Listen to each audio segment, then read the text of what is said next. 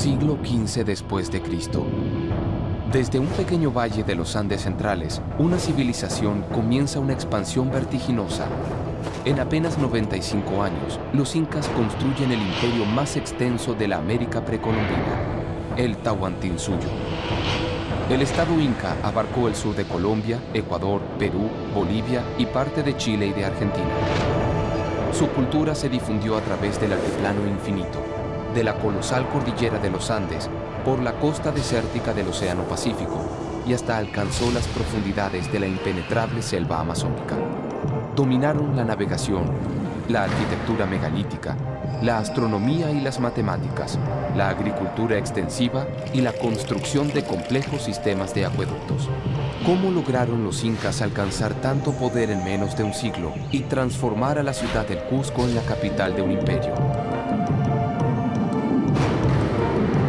Felipe Varela Travesí es conocido como el último de los chasquis o mensajeros andinos, porque investiga y camina desde hace más de una década el Capac Ñan, la extensa red vial que conectaba las 4 regiones del mundo incaico: el Antisuyo al este, el Contisuyo al oeste, el Collasuyo al sur y el Chinchasuyo al norte. Ahora, Felipe enfrenta una travesía por tierra, mar y aire, desafiando a la naturaleza y a la historia para desenterrar miles de años de enigmas, sabiduría y creencias que develan las profundas raíces de una de las civilizaciones más fascinantes de la humanidad, el Imperio de los Incas. La exploración comienza.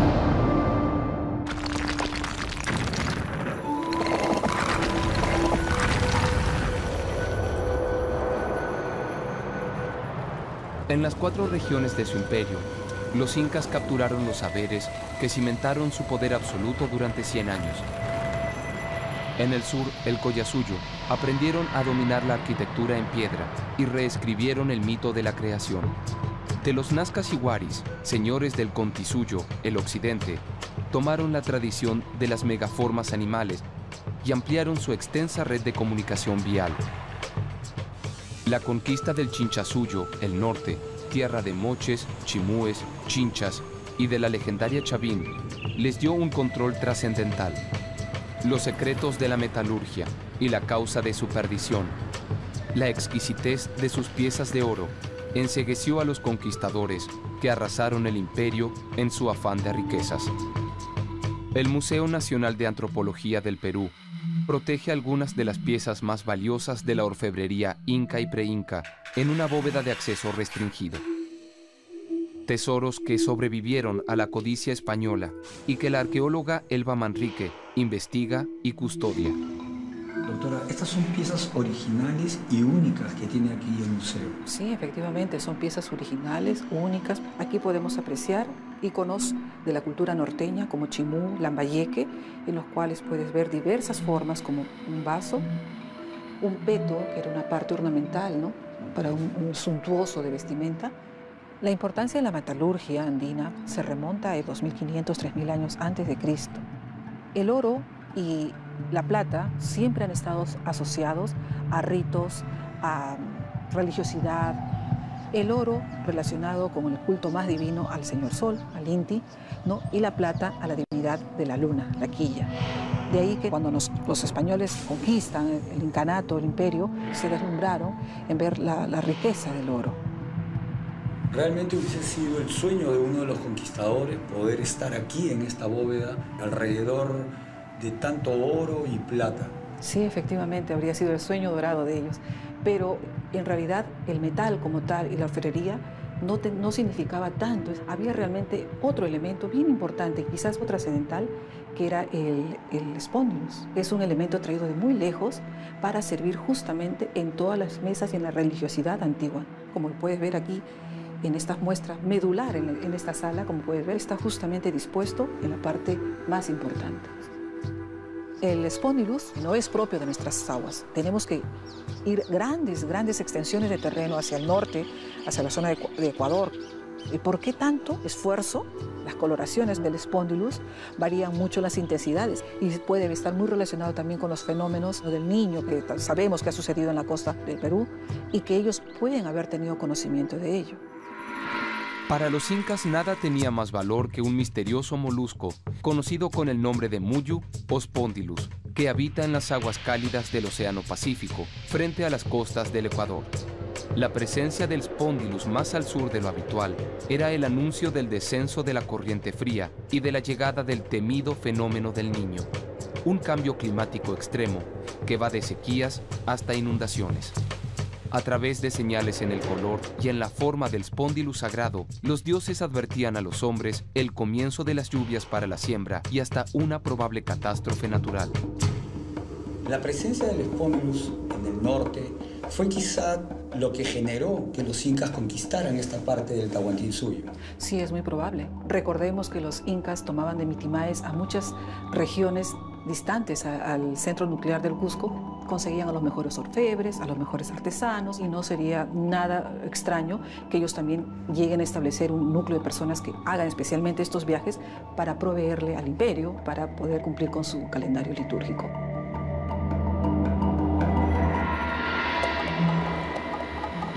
A pocos kilómetros de la ciudad de Lima se levantaban los enormes muros de Pachacamac, un centro de peregrinación tan importante como Cusco en la época de los incas. Sus galerías protegían los oráculos que sabían leer el Spondylus, traído de 2000 kilómetros desde las islas de La Plata y Salango, en la costa de Manabí, en el centro del Ecuador. Ahí nacía la ruta del Spondylus, que llevaba por mar y por tierra el sagrado molusco a los distintos puntos del incanato. La arqueóloga Valentina Martínez se especializa en el estudio de este tráfico, en las mismas playas que alguna vez abastecieron a toda la región. Hola, Chasqui. Hola. Buenos días. Ya estoy aquí en Salango, donde se inicia la ruta del Spondylus. Aquí el Spondylus inicia como un producto, es un recurso natural que se lo empieza a explotar y poco a poco entra principalmente en la cosmovisión del pueblo andino, como un símbolo de la lluvia. Y en las zonas andinas, el patrón de lluvias no es un patrón que tú puedas predecir. Entonces, lógicamente, los sacerdotes empiezan a poner Spondylus en sus templos y eso es, pues, se convierte en un símbolo, un ícono de lluvia y de prosperidad y de cultivos buenos.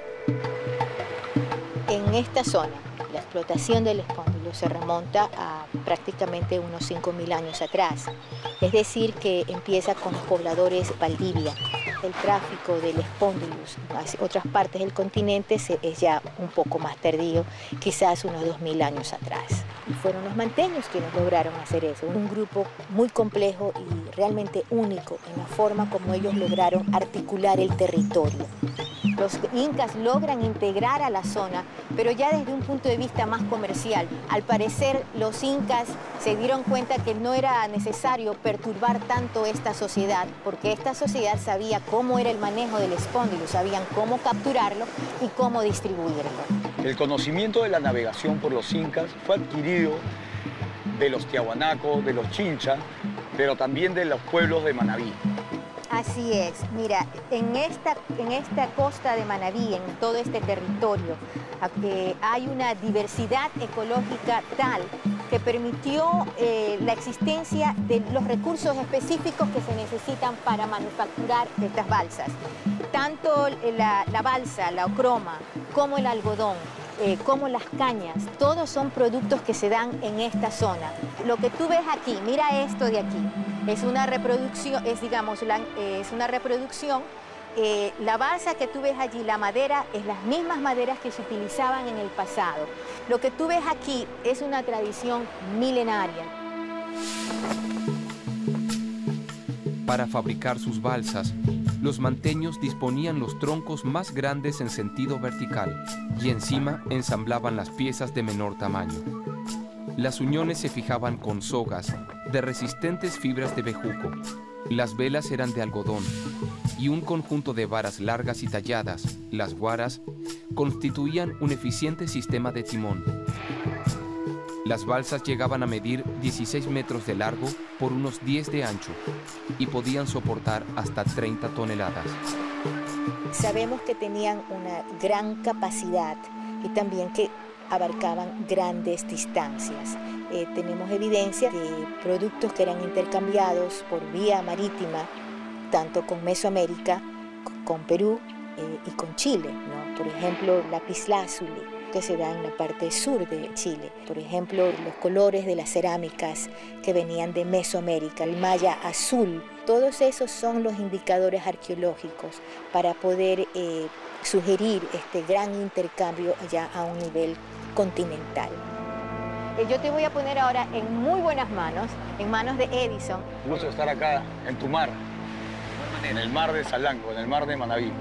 Y Edison es quien te va a dirigir por el mar hacia la isla, exactamente igual como sus antepasados lo hicieron hace 5.000 años.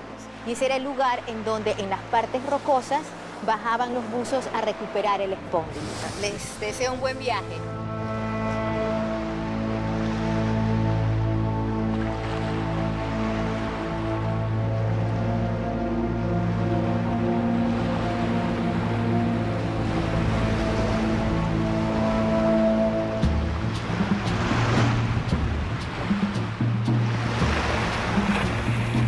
Los hombres de Manabí conocían del mar, las corrientes marinas, el viento e inclusive interpretaban las estrellas.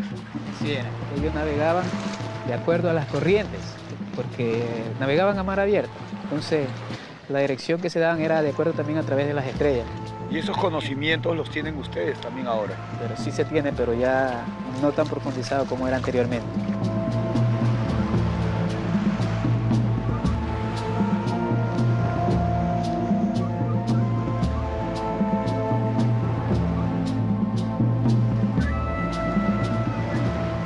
La iconografía que tiene esta vela representa a un hombre de Manabí, un hombre antiguo de Manabí. Un pescador, guiándose por las estrellas. Es el sello que representa ahí. Y el pescado es la abundancia que anteriormente había. La embarcación, ¿cuántas guaras tiene? Generalmente se utilizaba 4 guaras. Se cogía un rumbo, ¿no? Y de acuerdo a la dirección que uno daba, entonces esta guara era maniobrada. Una especie de timón con una dirección, ¿no? Y en cada guara una persona, porque había momentos en que la dirección no era la correcta, ¿no? Entonces algo tenía que moverse, o la de allá, o sea la de la derecha, o la parte de atrás. Al conquistar la ruta del Spondylus, los incas adquirieron la capacidad de realizar grandes travesías marinas. Algunos relatos registrados por los cronistas españoles hablan de que el rey inca Túpac Yupanqui, luego de conquistar el Chinchasuyo, el norte, se embarcó en una balsa manteña y emprendió un viaje a través del Océano Pacífico, del que volvió 3 meses después. Una teoría que refuerza la posibilidad de contactos marítimos entre la antigua América y la Polinesia.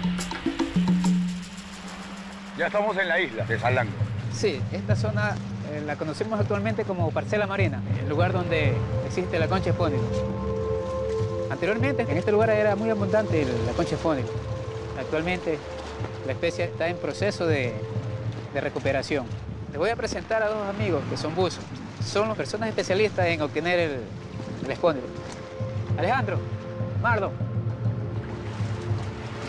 Esta tradición se remonta a miles de años. Lo realizaban sus abuelos, sus tatarabuelos. Sí, siempre tengo claro de que mis abuelos fueron parte de los pioneros de la pesca a pulmón, sin snorkel, sin visor, y sacaban la concha, que había en cantidad en esos tiempos. Hoy en día es difícil capturarlas así. Pero se bucea y se extrae el Spondylus también con un sentido de conservación. Yo pertenezco a una asociación de buzos. Como miembro, nos hemos visto la necesidad de cuidar esta especie, porque de a poco se está acabando. Para poder extraer el Spondylus, ¿cuántos metros tenemos que sumergirnos? Normalmente en esta parte de las costas de aquí está entre 3 metros a 5 o 10 metros el Spondylus. No está más hondo porque, o sea, no da para bucear más tanto. Todo el Spondylus que se crece siempre pegado a las rocas. Nos colocamos los equipos entonces para empezar este descenso hacia la zona del Spondylus. Así, vamos. ¿Viste para que nos vean? Sumergirse en las aguas del Pacífico es un viaje a la esencia de las creencias andinas.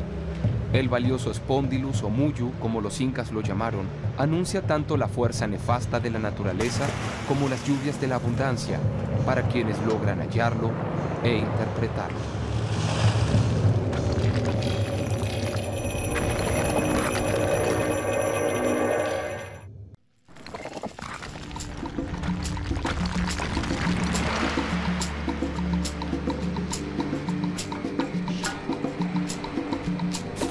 En las lejanas costas del Chinchasuyo, el norte del imperio, los incas tomaron control de la pesca y distribución de un molusco sagrado, el Spondylus o muyu. Era más valioso que el oro en todo el mundo andino, desde miles de años antes del surgimiento del Estado Inca. Dominar el conocimiento del Spondylus significaba anticiparse a los ciclos de la naturaleza y entrar en contacto directo con los dioses. Los buzos de la isla de Salango, en Ecuador, intentan continuar con la tradición, aunque actualmente el Spondylus se encuentra en peligro de extinción.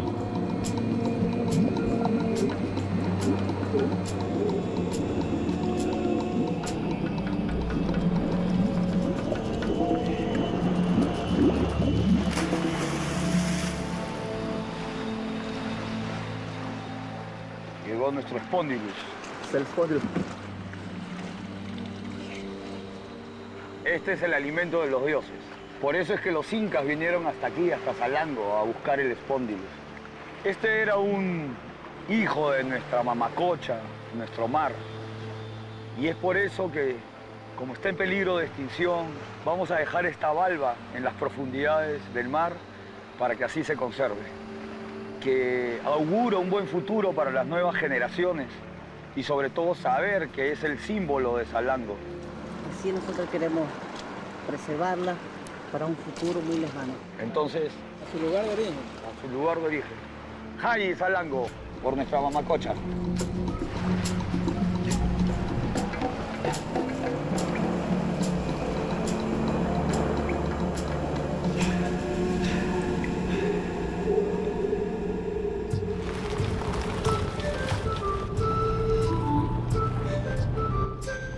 Mil años antes de los incas, la ruta del Spondylus era controlada por los moches, una poderosa civilización de la costa norte del Perú. El sagrado molusco era llevado desde Salango hasta Huaca Rajada, a 700 kilómetros. En la capital y santuario del Imperio Mochica, los sacerdotes pedían a los dioses por las lluvias, siempre expuestos a su escasez o a su devastador exceso. El arqueólogo Walter Alba es el mayor experto en la cultura moche y realizó históricos hallazgos en la milenaria ciudad. La excavación se ha reiniciado. Tenemos toda la demostración de un ciclo de lluvias que ha erosionado toda la pirámide y se fue depositando en la base.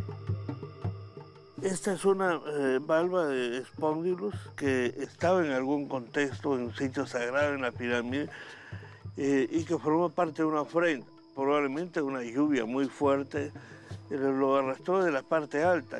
Entonces la paradoja es, viene la fertilidad, pero en algunos casos puede venir también la destrucción. Como fue el caso aquí en Huaca Rajada. Es lo que hasta hoy parece confirmarse. Los mochicas que vivían de la agricultura conocían que la presencia de una corriente peruana de niño estaba anunciada probablemente por la aparición de estos espóndilos típicos de las aguas cálidas. En el caso de Zipán nos sorprendió, por ejemplo, encontrarlo dentro del ataúd, dentro del sarcófago del Señor, junto a los más preciados ornamentos rituales. Estaban presentes también las conchas de espóndilos. En 1987, Walter Alba descubrió intacta la tumba del señor de Zipán, hallazgo comparable a la de Tutankamón en Egipto, por su valor cultural y por la cantidad de tesoros en su interior. El Spondylus era el protagonista central del entierro. Se lo encontró recubriendo el fondo de la bóveda, a los pies del cuerpo del gobernante, en pectorales finamente elaborados, a la par de la corona y otros ornamentos de metal precioso, y por debajo de dos planchas de una aleación de oro y cobre llamada tumbaca, el gran avance metalúrgico que los moches legaron al mundo andino a través de la ruta del Spondylus.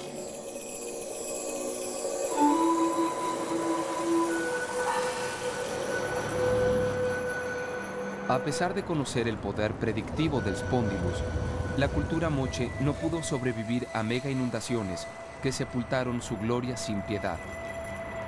Sus descendientes, los chimúes, se asentaron en la región de la Libertad, en la costa norte del Perú.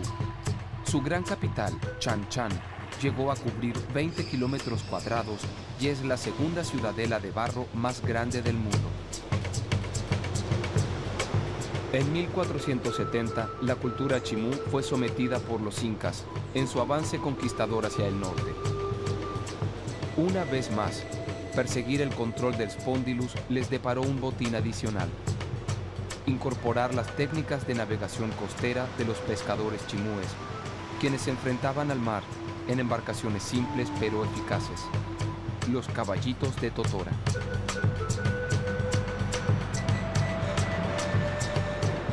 A pocos kilómetros de Chanchan, en las aguas de Huanchaco, ese arte se mantiene vivo en las manos de Lorenzo Ucañán Arzola, miembro de un antiguo linaje de pescadores chimúes. Estoy dándole la forma de la cajeta que le llamamos nosotros, o sea, es el hueco donde ponemos el pescado, todo lo que nosotros sacamos. ¿Cuántas generaciones ya tenemos de su familia construyendo los balsas de Totora? Muchas generaciones, hasta esta época, tatarabuelos, mis abuelos, mis padres, nosotros que ya somos sus hijos. ¿Cómo era el mar de Huanchaco? La pesca era buena antes, y en Chanchan han venido ellos hasta esta bahía de acá de Huanchaco a buscar la zona adecuada donde no solamente tenemos el pescado ni las algas, también tenemos el muymuy que se entierran en la arena. Así es. Tenemos el muymuy, tenemos las aves guaneras y también tenemos los cangrejos. Hay muchas cositas que nos han dejado los antiguos. Y perdura que en Huanchaco todavía esta tradición de construir balsas de Totora. Así es. Esta es la embarcación que se utilizaba antes. Y ahora la vamos a utilizar nosotros también para ingresar al mar. Sí, actualmente lo estamos utilizando. Entonces continuamos, Lorenzo. Le voy a dar la forma. Voy a traer una pajita.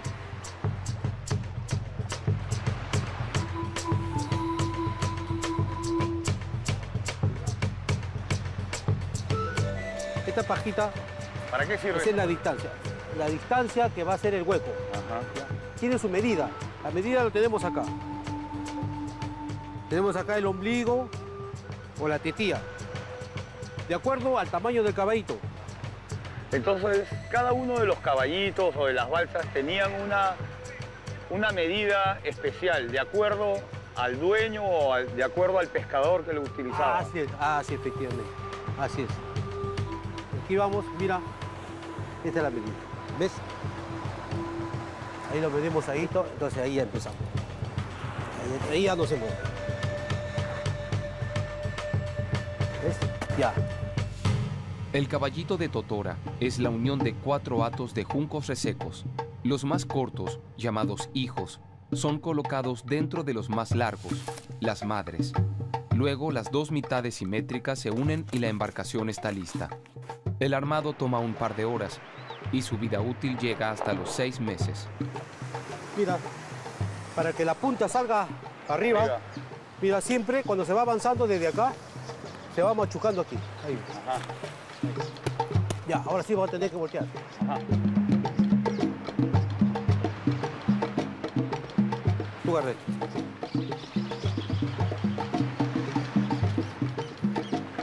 Tenemos uno ya. Este es el terminado. La construcción de los caballitos de Totora habría comenzado unos 2000 años antes de Cristo. Llegan a pesar 50 kilogramos y a soportar cargas de hasta 200. En estas embarcaciones, moches, chimúes e incas se adentraron al mar también para capturar el Spondylus sagrado.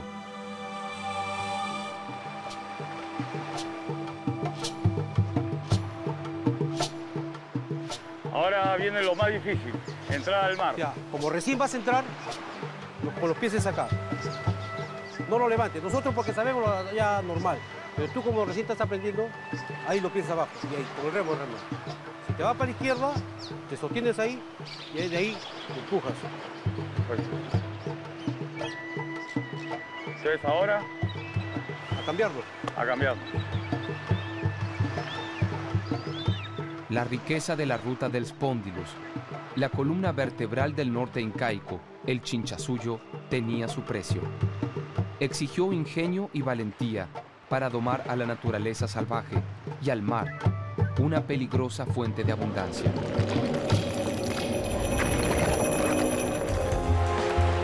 balancees, no te balancees. Por la caña, por la caña. Sígueme, sígueme, sígueme.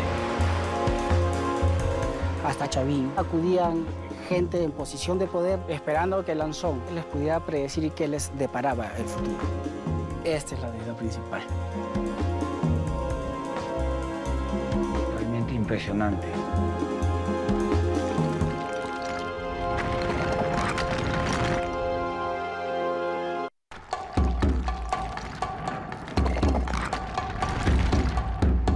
La costa del Océano Pacífico fue el escenario de las grandes luchas de los incas en el Chinchasuyo, el noroeste del imperio, con el fin de controlar la ruta del Spondylus, un molusco sagrado vital para predecir el clima. La conquista les dio riquezas y conocimientos, como las técnicas de navegación y la producción pesquera de los chimúes. En Huanchaco, Perú, sus descendientes continúan cabalgando el mar a diario en sus antiquísimos caballitos de totora.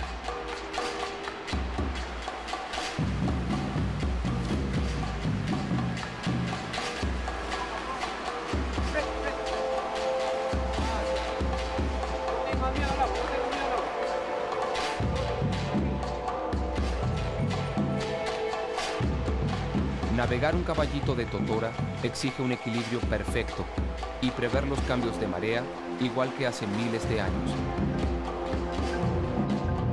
Pues más o menos remando, Lorenzo. ¿Cómo está el equilibrio? Todo bien, creo que... ¿Brazo? ¿Están seguros? Ya. Ahora sí, no te balancees, no te balancees. Por la caña, por la caña. Ya, sí. Sígueme, sígueme, sígueme. Fuerza, fuerza, fuerza, más fuerza. Este corcho se bota. Acá. El pescado que pasa aquí se queda. Ay, ay, ay. Estamos la ancla. La corriente nos va botando y hay que ir soltando. ¿Cuántos metros tiene esta red, Lorenzo? Este tiene un aproximado de 20 metros. ¿Para qué tipo de peces es este? Este es para el lenguado. Para el lenguadito. Lenguado. Ahí termina. Y queda de red. 5 de la mañana, ya lo venimos y lo revisamos. En Huanchaco, 500 familias de pescadores dependen del mar para vivir. Para ellos, observar la aparición del Spondylus es tan valioso como lo fue para chimúes e incas hace 5 siglos. ¿Hay escasez de peces? Ahora está bastante escaso. Antes sacábamos mucho pescado. ¿Qué ha pasado? ¿Qué piensas que ha sucedido? El clima, mucho frío. El agua fría. Cuando viene la corriente del Niño, el cambio de corriente de norte a sur. Eso también es mala seña para la pesca. La ausenta. Cuando se veía Muyu o Spondylus por aquí, quería decir que se venía la corriente del Niño por acá. Así es, así es. Por eso se ha ausentado la pesca desde esos tiempos. Iba a haber cambios de clima. También todo afecta a la pesca. Nos vamos a la orilla. Vamos, Lorenzo, de una vez. A descansar, a descansar. Está subiendo la marea. A descansar y abrigarnos.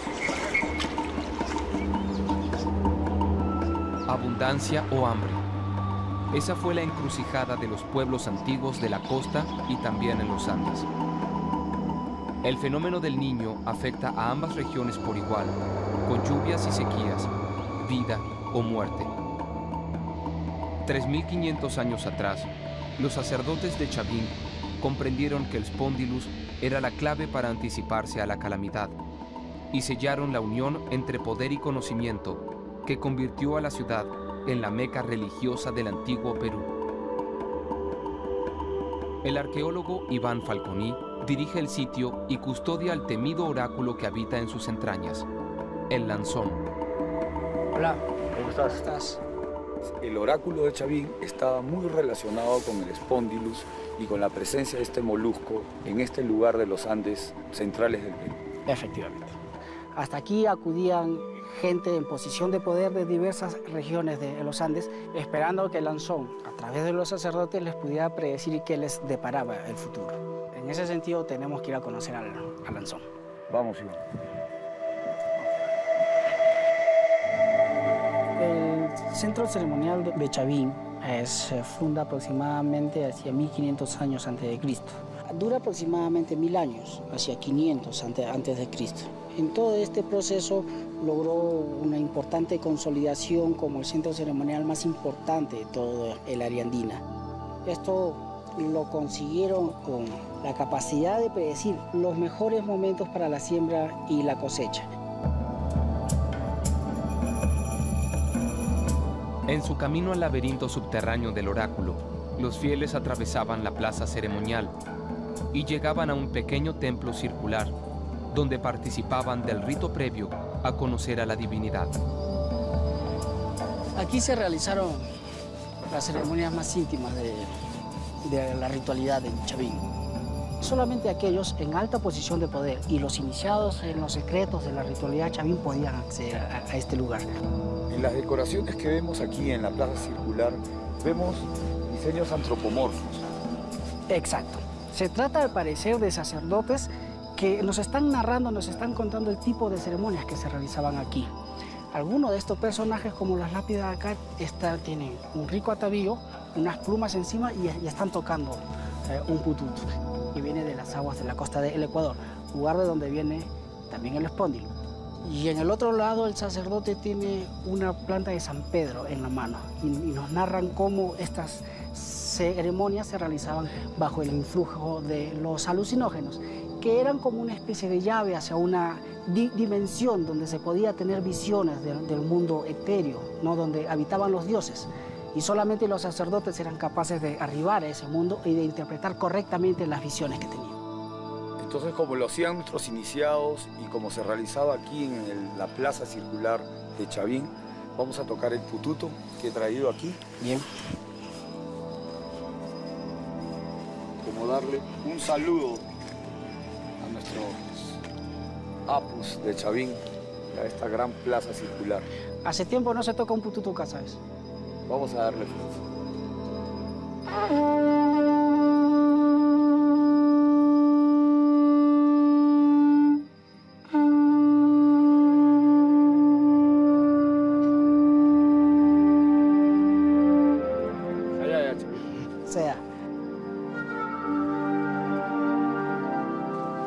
Aquí solo unos cuantos escogidos de todos los Andes podían ascender y conocer a Lanzón, y seguramente por una única vez en su vida.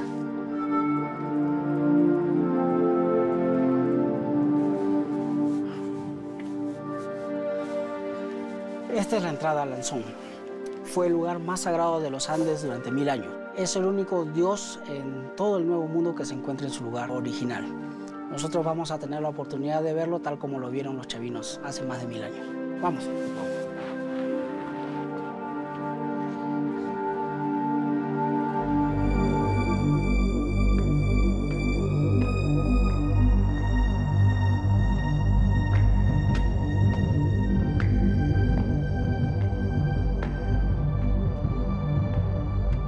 Hasta aquí llegaban con sus ofrendas para hablar con el oráculo y pedirle que les diera una visión cómo iba a ser el futuro en sus pueblos. Exactamente. Aquí accedía de manera humilde el poderoso de otras regiones por una ruta estrecha, vigilada, ¿no? Y aquí solamente era un mortal frente al dios.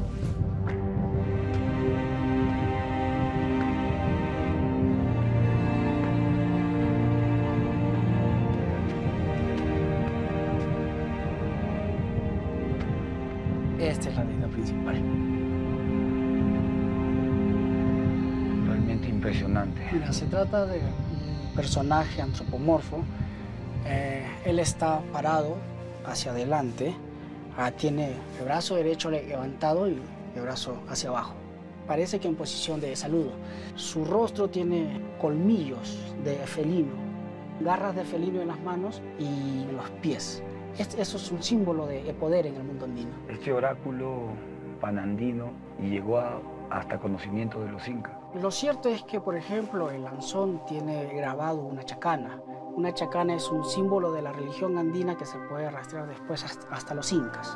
En todo caso, lo que estamos reconociendo es que los principios de la religión andina no nacen con los incas, sino que es todo un proceso que se desarrolla desde tiempos muy tempranos, como aquí en Chavín. Y efectivamente, uno entra aquí y tiene la sensación clara de estar en un lugar sagrado, aún cientos de años después que el sitio ya no funciona como templo. El oráculo de Chavín sigue hablando entonces. Así es. La variación en las corrientes del Océano Pacífico, rastreables en las huellas del molusco Spondylus, marcó el nacimiento y la caída de imperios y religiones en el antiguo Perú. El muyu sagrado de los incas, al cual valoraban más que al oro, tal vez fue testigo del origen mismo de la civilización en América. Hace 5.000 años, un brusco cambio climático motivó la fundación de Caral, la ciudad más antigua del continente y el rastro más lejano en el tiempo al que se remontan las profundas raíces de los incas.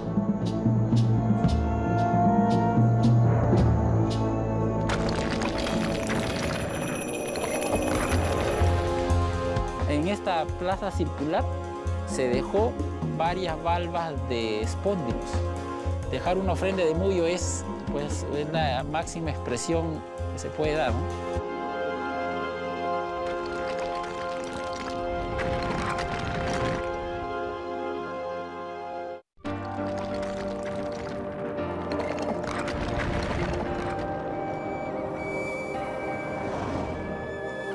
La exploración a través de la antigua ruta del Spondylus, desde Ecuador hasta el Cusco, es también un viaje hacia el pasado remoto de las civilizaciones pre-incas, que vivieron alertas a los favores y a los estragos del fenómeno del Niño. A lo largo de los siglos, florecieron y sucumbieron manteños, moches, chimúes, chavinos, milenios de sabiduría que los incas sintetizaron y expandieron por América como nunca antes. Hace 5.000 años, también un cambio en las corrientes del Pacífico habría creado las condiciones ideales para que en el centro de la costa peruana naciera la primera civilización del continente americano, Caral, donde todo comenzó. Esta relación con las corrientes marinas ha sido muy importante desde el inicio. Esta corriente fría que está frente a las costas de Supe permitió esa gran riqueza marina de la que ellos pudieron aprovechar. Y desde ahí se fueron trasladando hacia el valle y cultivando productos que después le permitieron intercambiar, como es el algodón, pudieran elaborar redes y pudieran incrementar. Fue una revolución que permitió incrementar la producción de pescado. Este desarrollo cultural que se inició aquí en Caral fue la base para el desarrollo de las culturas posteriores y que antecedieron unos 3.000 a 4.000 años antes que los incas. Caral es la cuna de la cosmovisión andina. Exacto. Uno de los principios básicos de la sociedad inca fue el principio de dualidad. Y esta dualidad también la hemos podido ver reflejada aquí en el asentamiento de Caral. Tenemos un sector alto y un sector bajo. En el sector alto tienen su templo mayor y en el sector bajo tenemos el templo del anfiteatro. Y los dos funcionaron contemporáneamente. Las excavaciones en Caral se iniciaron recién en 1994. Desde entonces, uno tras otro, asoman rasgos comunes a todo el mundo andino, pero en su versión originaria. Estamos acá frente al templo mayor de Caral, la expresión ideológica del asentamiento. Algo importante que podemos ver esta pirámide es el sistema constructivo con piedras megalíticas. Exacto. Conforme fueron los edificios creciendo en volumen, fue necesario darle una estabilidad para esta monumentalidad y es así que se traen estas piedras megalíticas que se pueden ver en las esquinas y a cierta distancia de los muros. Esa técnica no se va a perder, se va a perfeccionar, ¿no? Eso lo vemos en Huari y mucho más perfeccionada ya con esas caras trabajadas en lo que es Inca. Aquí es donde se formó muchos de los elementos que las culturas posteriores continuaron en uso. Elementos como el quipu, ¿no? Que en los incas pues es donde más lo conocemos, pero aquí tenemos evidencias de este quipu antiguo que sirvió para poder tener un registro de los excedentes que se tenían. Todos estos elementos que se forman acá, todo sigue en uso, ¿no? Y cuando la ciudad se abandona, permanece el culto de una ciudad antigua y sagrada. Y aquí en este templo, en esta plaza circular, se dejó varias valvas de espóndilus. Dejar una ofrenda de Muyo es la máxima expresión que se puede dar, ¿no? Caral trasciende en todos los tiempos hasta ahora, ¿no? Probablemente el fin de Caral también estuvo ligado al inestable mar. Un descenso de la corriente cálida habría afectado seriamente la pesca y la agricultura, sus fuentes de riqueza. Entre los legados de Caral, el quipu, un sistema de registro con cuerdas y nudos, definió a los incas como ningún otro. Aún hoy, los quipus son casi indescifrables.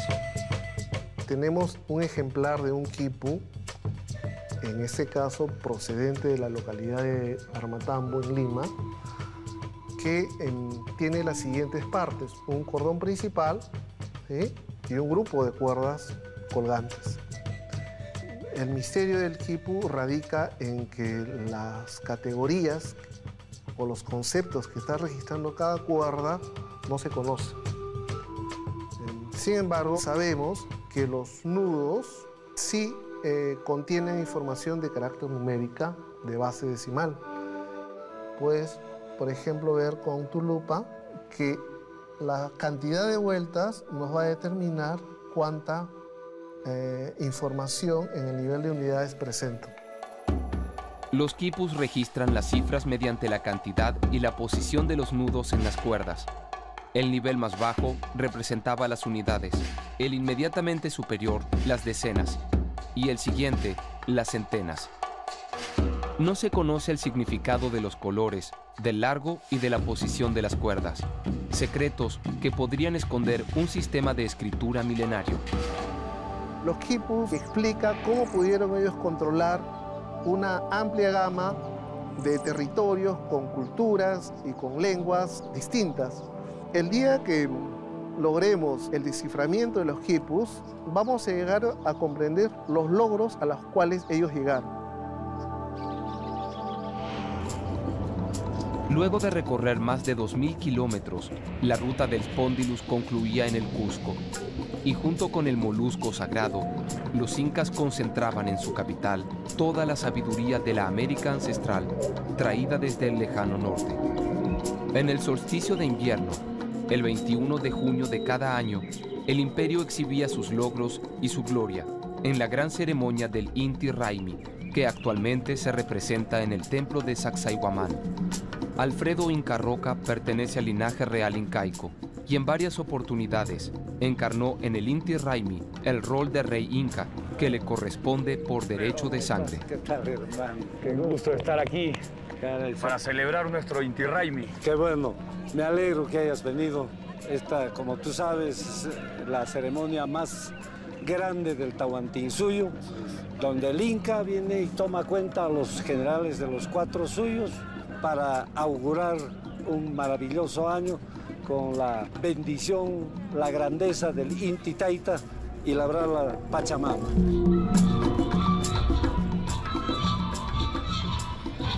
Ha llegado el momento esperado. Revivimos reverente el gran Inti Raymi.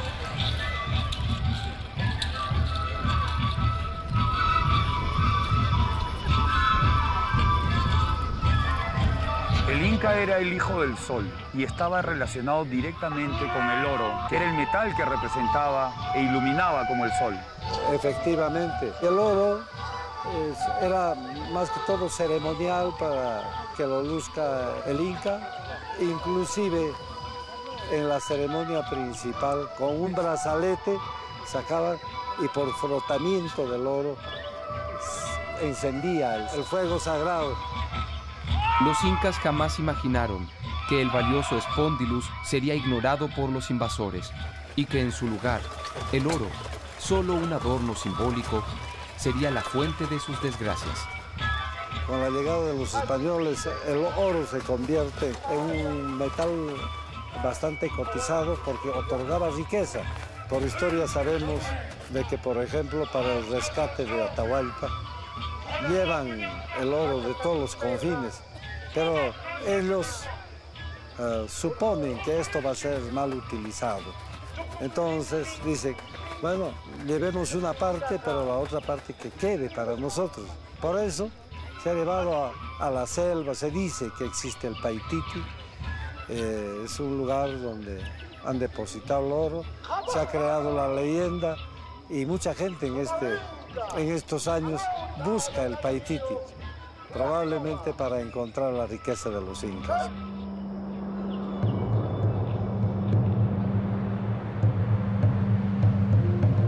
¿Cuánto hay de mito y cuánto de realidad en la leyenda del Paititi, el dorado de los incas? ¿Habrá ordenado a Atahualpa, el último de sus soberanos, ocultar en las selvas orientales del imperio un tesoro inconmensurable? La exploración continúa hacia la Amazonía peruana, la salvaje región del Antisuyo, donde los incas obtuvieron el preciado metal, pero a costa de una guerra sangrienta, y donde innumerables buscadores de tesoros se han desvanecido en la espesura, arrastrados por una ambición ciega y por una utopía temeraria. Vas a tener una vista alucinante de Puela. Tenemos un poquito de turbulencia, así que te recomiendo que vueles paralelo a la ciudadela.